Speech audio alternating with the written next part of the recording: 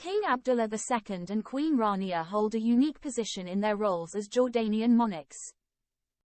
Unlike King Charles III and other heads of state around the world, the pair have an active role in the politics of their country. Abdullah has been directly involved in the modernization of Jordan, regularly noting that he wants to bring it and the Middle East social spheres into the 21st century. While he has been integral to Jordan's position in the modern world, Abdullah was never meant to take the throne. Jordan's crown was supposed to go to his uncle, Prince Hassan, but months before his father's death, he unexpectedly named Abdullah as his successor. His life was thrown into the center of a storm. Having grown up as an individual not expected to take the crown, Abdullah was wholly unprepared for a life of service. In a candid interview with 60 Minutes Australia, he admitted that it was at the time a role he didn't want. Aired in 2001, just 2 years after he took the throne, Abdullah talked through the moment.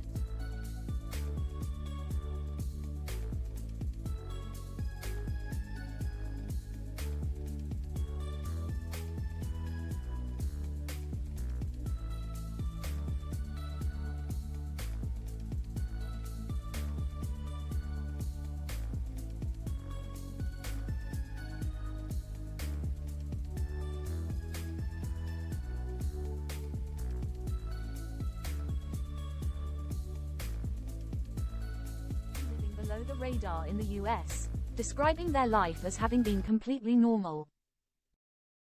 A month before my father went into hospital in Rochester, which was roughly 6 or 7 months before he died, I was on a course in Monterey, California, he said. It was a military course, and I was with my wife and children.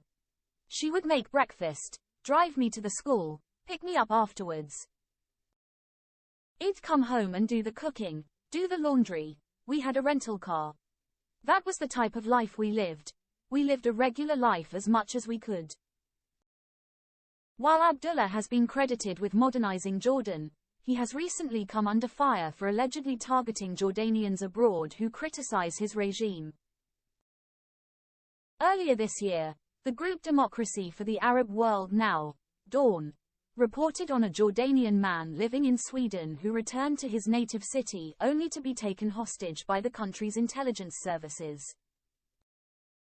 The man had ties to democracy activists abroad and was eventually deported back to Sweden where he had gained citizenship.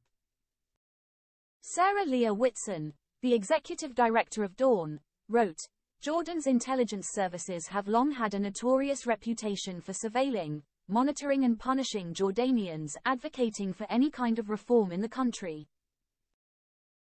Dawn has uncovered at least 10 other cases just this year of transnational repression by Jordan's General Intelligence Directorate, GID, which directly reports to King Abdullah II.